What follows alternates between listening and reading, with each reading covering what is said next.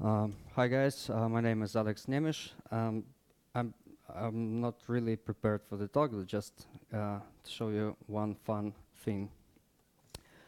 We're Scala programmers and we love type safety, and types provide us with that in most of the time. So we like types, and sometimes types gives us a way to create a set of values we want to receive.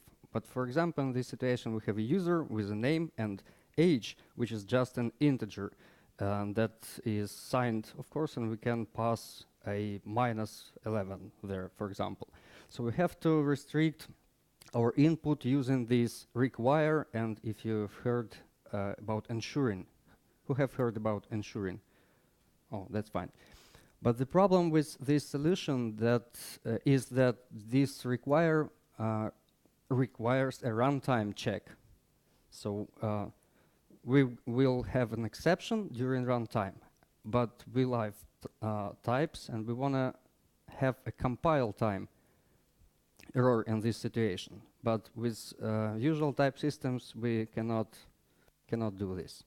There is a field of research called program verification, and we actually can encode these checks in a type level using, for example, dependent types, as Marcin was telling in Idris' talk. But dependent types are cannot be inferred, so we lose type inference for these kind of things. But there is a place in between usual types and dependent types called refined types or liquid types. There is a paper called liquid types, which is basically a logically qualified data types, which allow to declare a type and special logical expression.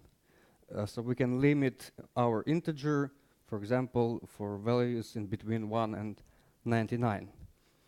And there is a class of software called SMT solvers, which can solve this kind of puzzles at compile time. For Haskell, there is a compiler extension called Liquid Haskell, and as it's a Scala conference, I'll tell you about this solution for Scala. It's called Leon. Who've heard about Leon? It's a refined type implementation for subset of Scala. It's made in the same place where Scala is. It's in EPFL. It's like a next door to Martin Odersky. They use Scala compiler, a subset of Scala, and they allow creating the refinement types using this require and ensuring functions.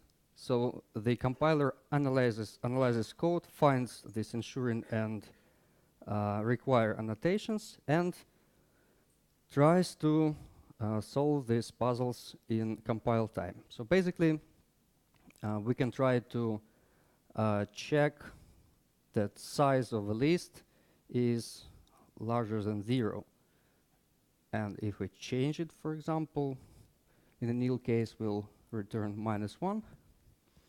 We will see that it's gonna compile it, and size gonna be it's gonna be error. And it shows this error in case of a empty list nil. Also, it can try to repair and find a solution, and it finds a solution for a nil case that we must return 0. So you not only have a compilation time checking, but also a suggestion for solving this. So basically, if you don't like to write tests, that could be your approach. Thank you.